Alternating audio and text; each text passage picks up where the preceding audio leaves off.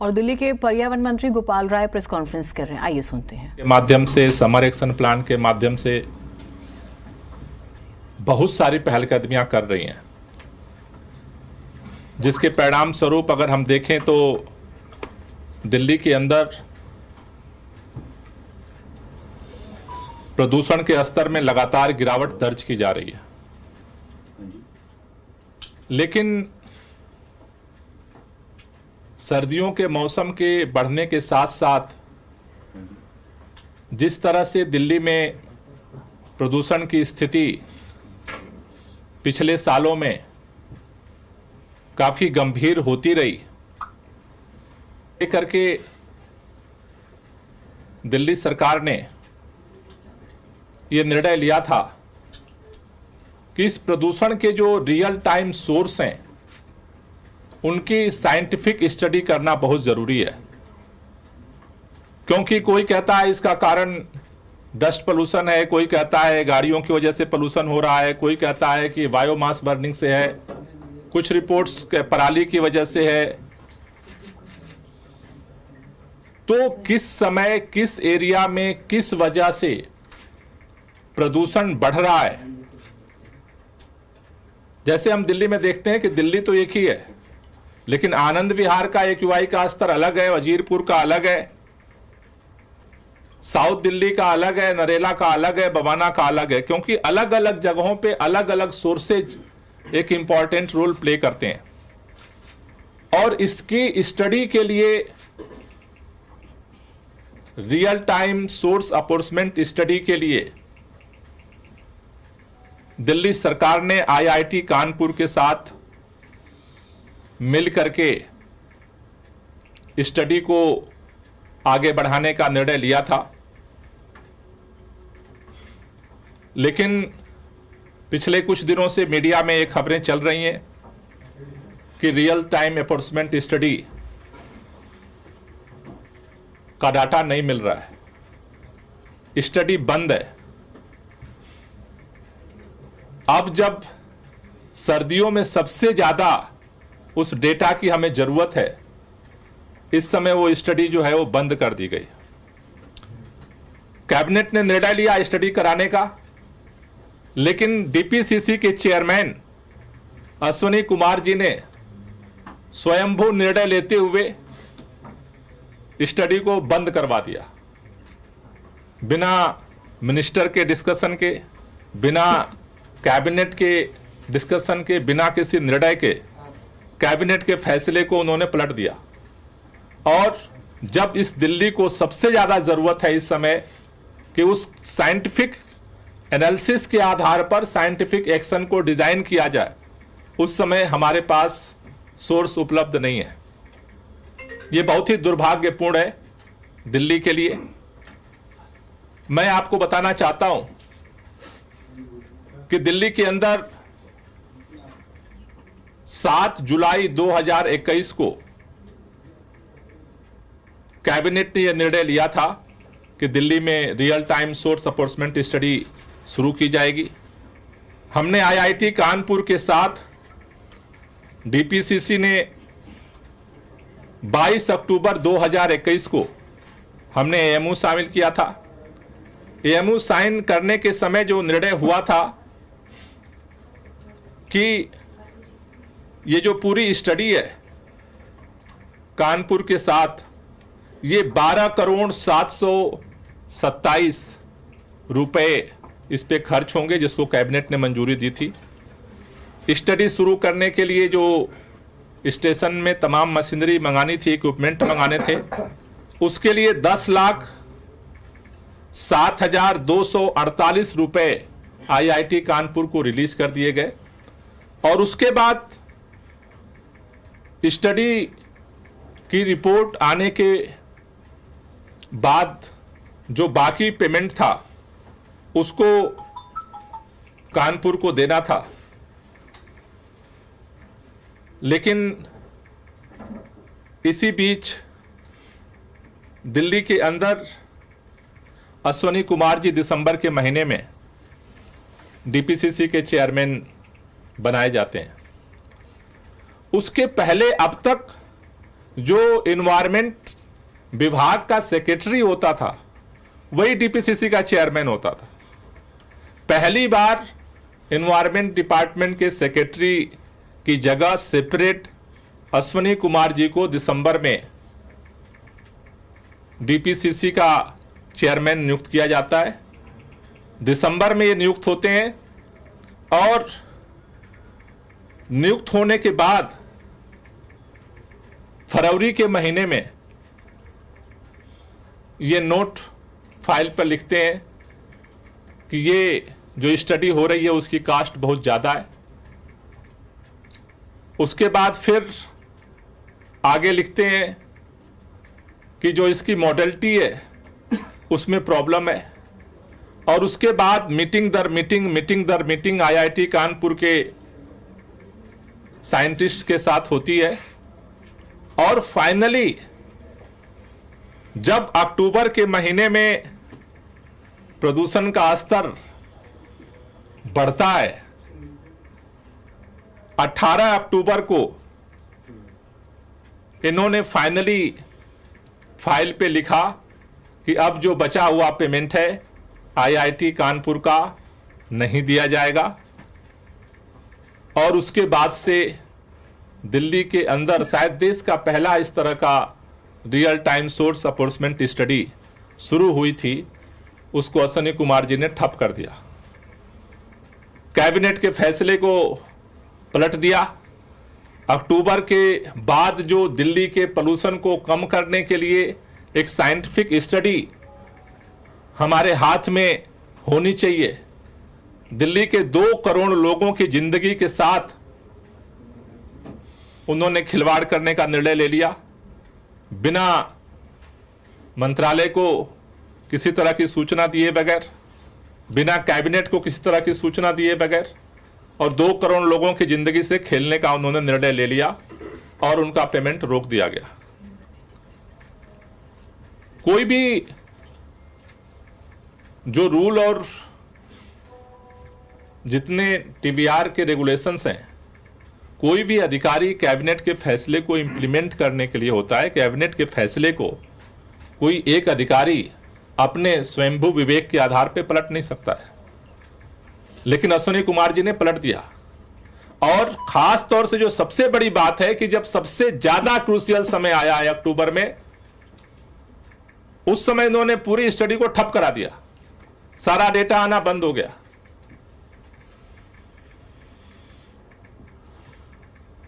इन परिस्थितियों को देखते हुए जिस तरह का उन्होंने व्यवहार दिल्ली के लोगों के साथ किया है, उसके बाद भी हमने कई बार पता करने की कोशिश की, लेकिन कोई क्लियर सूचना नहीं दी गई। फिर हमने नोट भेज करके फाइल मंगवाई और फाइल से पता चला कि इस तरह से फरवरी से इसको स्टडी को बंद करने के लिए स्टेप बाय स्टेप कोशिश हो रही थी और अक्टूबर में आकर के उसे बंद कर दिया गया। जिस तरह के गैर जिम्मेदाराना, जन विरोधी और नियम विरोधी निर्णय अश्विनी कुमार जी ने लिया है, उसको देखते हुए आज हमने मुख्यमंत्री जी को नोट भेजा है कि ऐसी स्थितियों में अश्विनी कुमार जी को, जो डीपीसीसी के चेयरमैन हैं, उनको सस्पेंड किया जाए और उनके खिलाफ डिसिप्लिनरी जो है एक्शन लिया जाए। जिन्होंने दूसरा जो कैबिनेट ने निर्णय लिया था उसके अनुसार जो 2 करोड़ रुपया आईआईटी कानपुर का पेमेंट है उसे तुरंत किया जाए, जिससे वो स्टडी जो है वो शुरू हो सके। और साथ ही साथ ये विंटर्स जो सेशन है उसके समाप्त होने के बाद जो इस फील्ड के क्वालिफाइड साइंटिस्ट हैं, उन लोगों से इस पूरे स्टडी को जो है रिव्यू किया जाए जिसके आधार पर फर्दर आगे निर्णय लिया जा सके। मैं इस संदर्भ में आतिशी जी से चाहूंगा कि वो अपनी बात कुछ रखेंगे।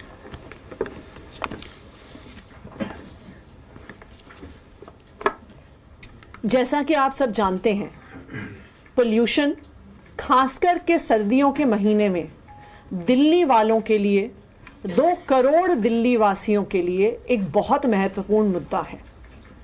दिल्ली में सर्दियों में पोल्यूशन का स्तर बढ़ता है, लोगों के स्वास्थ्य पर असर पड़ता है। इस समय हम देखते हैं अक्टूबर, नवंबर, दिसंबर के महीने में कि डॉक्टरों के पास, अस्पतालों में लोग रेस्पिरेटरी प्रॉब्लम्स के लिए जाते हैं, हॉस्पिटल में एडमिशन्स होते हैं। इस बढ़ते हुए प्रदूषण को कम करने के लिए दिल्ली सरकार लगातार 8 साल से काम कर रही है। कई रिपोर्ट्स भी आई हैं इंडिपेंडेंट ऑर्गेनाइजेशन से, जिन्होंने ये बताया है कि दिल्ली में होने वाला प्रदूषण पिछले कुछ साल में कम हुआ है। लेकिन दिल्ली में प्रदूषण को कम करने के लिए एक बहुत बड़ी बाधा सामने आती है। वो बाधा ये है कि कोई भी आधिकारिक डेटा उपलब्ध नहीं है कि इस प्रदूषण के अलग अलग स्रोत क्या हैं और अलग अलग सोर्सेज का दिल्ली के टोटल पोल्यूशन में कितना कंट्रीब्यूशन है। अलग अलग लोगों की राय है। कोई कहता है कि रोड डस्ट से होता है, कोई कहता है व्हीकुलर पोल्यूशन से होता है, कोई कहता है पराली जलने से होता है, लेकिन कोई भी आधिकारिक डेटा मौजूद नहीं है जो ये बता पाता है कि कितना पोल्यूशन कौन से सोर्स से होता है। इससे समस्या क्या आती है? इससे समस्या ये आती है कि कोई भी पॉलिसी बनाई नहीं जा सकती इस पोल्यूशन को कम करने के लिए जब तक सरकार को पता ही नहीं है कि कौन सा पोल्यूशन का सोर्स कितना कंट्रीब्यूशन कर रहा। आज 10 करोड़ की मशीनरी और इक्विपमेंट वेस्ट पड़ी है, अनयूज्ड पड़ी है, क्योंकि अश्विनी कुमार जी ने तय कर लिया कि मैं बाकी 2 करोड़ का पेमेंट नहीं करने वाला। सबसे पहला सवाल ये उठता है कि क्या अश्विनी कुमार जी, जो खुद एक इलेक्ट्रिकल इंजीनियर हैं, क्या वो क्वालिफाइड हैं आईआईटी कानपुर की स्टडी को असेस करने के लिए, इसकी मैथमेटिकल मॉडलिंग पर सवाल उठाने के लिए, इसकी केमिकल मॉडलिंग पर सवाल उठा के कहने के लिए कि ये स्टडी सही नहीं है? दूसरी बात, अगर दिल्ली सरकार के कैबिनेट ने दिल्ली के लोगों के हित में ये फैसला लिया है कि दिल्ली में एक real time source apportionment study होगी, तो कैबिनेट की परमिशन के बिना इस स्टडी को कैसे रोका जा सकता है? लेकिन ये जो अश्विनी कुमार जी ने किया है, ये दिल्ली सरकार में इकलौता ऐसा किस्सा नहीं है कि दिल्ली सरकार के अफसरों ने जनहित के काम को रोका हो। जब से जीएनसीटीडी अमेंडमेंट एक्ट आया है, उससे पहले जब जीएनसीटीडी अमेंडमेंट ऑर्डिनेंस आया था, तब से लगातार दिल्ली सरकार में एक के बाद एक जनहित के फैसलों को रोकने का काम दिल्ली सरकार के अफसर कर रहे हैं। आज दिल्ली सरकार के अफसर मिस्टर अश्विनी कुमार और अन्य अफसरों को भी यह लगता है कि उनको दिल्ली सरकार के आदेश मानने की कोई जरूरत नहीं है। उनको यह लगता है कि उनको मंत्री के आदेश मानने की कोई जरूरत नहीं है। उनको यह लगता है कि उनको कैबिनेट के कोई आदेश मानने की जरूरत नहीं है। और आज इसी वजह से उन्होंने दिल्ली के 2 करोड़ लोगों के स्वास्थ्य को खतरे में डाल दिया है, क्योंकि दिल्ली सरकार की real time source apportionment study रुक गई है और उसके आधार पर जो पॉलिसीज बननी थी वो रुक गई है। तो जैसा गोपाल जी ने बताया, गोपाल जी ने एनवायरमेंट मिनिस्टर होने के नाते DPCC chairman mister Ashwini Kumar की सस्पेंशन को रिकमेंड किया है। इसलिए रिकमेंड किया है क्योंकि उन्होंने कैबिनेट के फैसले को मानने से इनकार कर दिया है। इसलिए रिकमेंड किया है क्योंकि उन्होंने दिल्ली के 2 करोड़ लोगों के स्वास्थ्य को, उनकी जान को खतरे में डाल दिया है। और हमारे पर्यावरण मंत्री गोपाल राय जी ने मुख्यमंत्री अरविंद केजरीवाल जी को यह भी कहा है कि तुरंत आईआईटी कानपुर के सेकंड इंस्टॉलमेंट, जो मात्र 60 लाख रुपए का है, मात्र 60 लाख रुपए का पेमेंट रोकने की वजह से आज वो स्टडी रुक गई है। तो हमारे पर्यावरण मंत्री ने मुख्यमंत्री अरविंद केजरीवाल जी को कहा है कि वो पेमेंट तुरंत की जाए, कि ये जल्द से जल्द आईआईटी कानपुर की स्टडी शुरू हो सके और दिल्ली सरकार प्रदूषण को रोकने के लिए एक्शन ले सके। आप क्योंकि सर्विसेज मंत्री हैं, आपका भी ये विभाग है सर्विसेज का विभाग, तो आप क्या इसे रिकमेंड करेंगे आगे, या एलजी से इस मामले में हस्तक्षेप की मांग आप लोग करेंगे कि, क्योंकि आपने कहा कि दिल्ली वालों के स्वास्थ्य से जुड़ा मामला है। देखिए, ये मामला दिल्ली की जो एनसीसीएसए है, national capital civil services authority, उसमें जाएगा और वहां से रिकमेंड होके एलजी साहब को जाएगा, क्योंकि एलजी साहब फाइनल डिसीजन मेकर हैं। पर मुझे पूरा भरोसा है कि एलजी साहब को भी 2 करोड़ दिल्ली वासियों की स्वास्थ्य की चिंता है। एलजी साहब को भी दिल्ली में बढ़ते हुए प्रदूषण की चिंता है।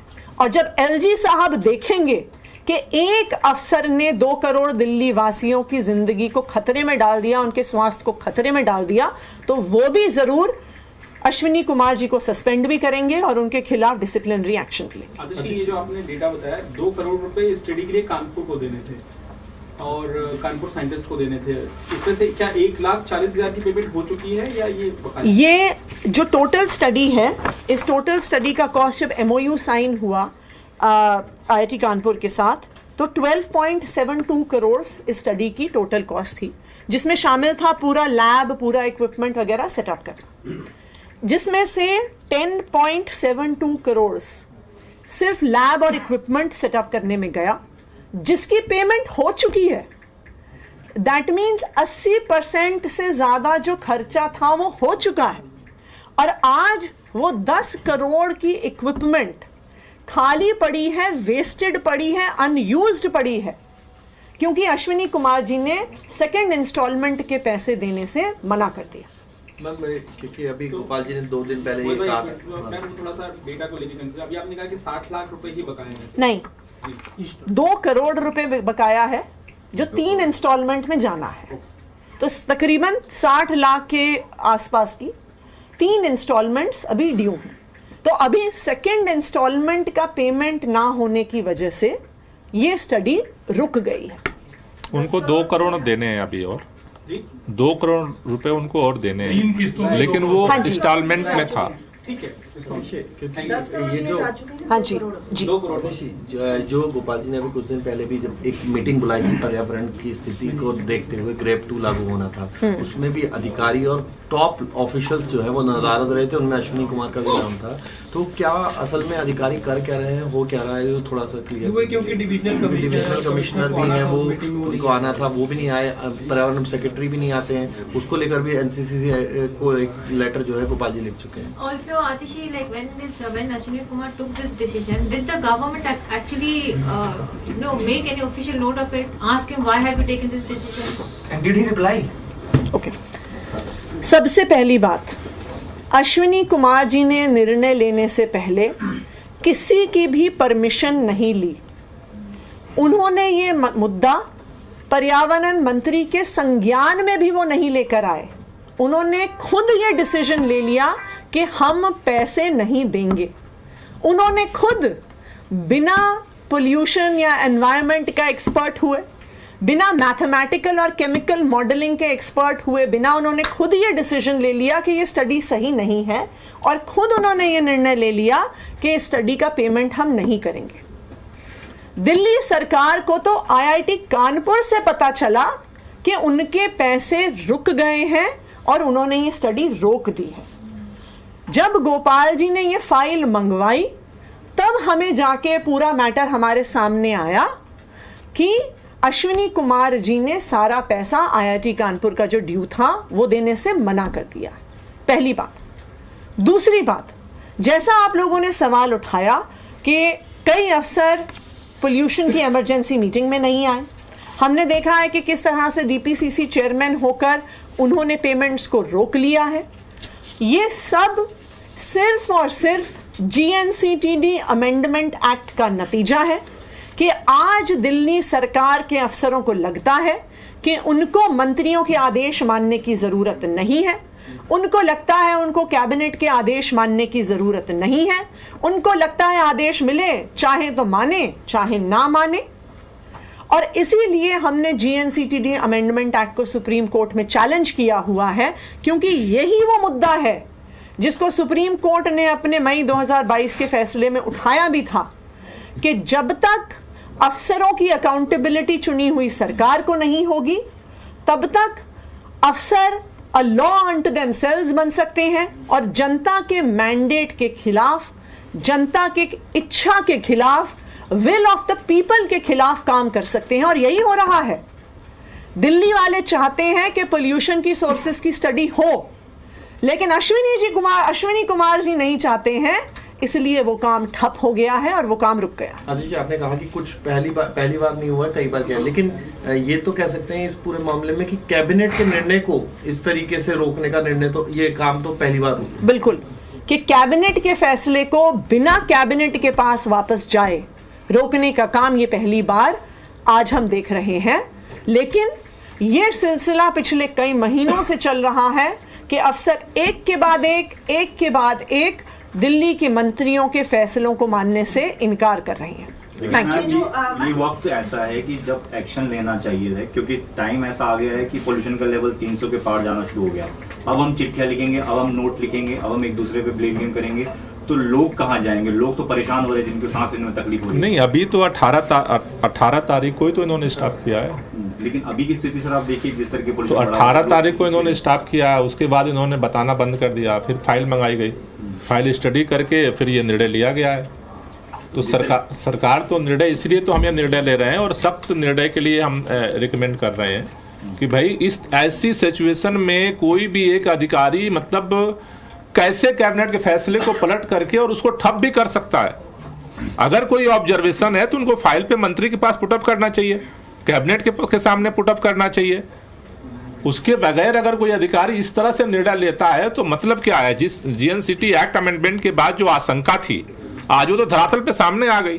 सर ये स्टडी कितने 18 अक्टूबर सर, on 18 अक्टूबर क्या सर ये स्टडी कब से शुरू हुई थी और क्या कोई टाइम फ्रेम था कि कितने सालों तक ये स्टडी होगी?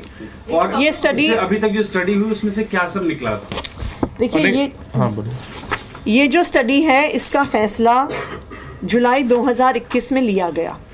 जुलाई 2021 के बाद ये जो इसकी सुपर साइट थी उसको सेटअप किया गया और नवंबर 2022 से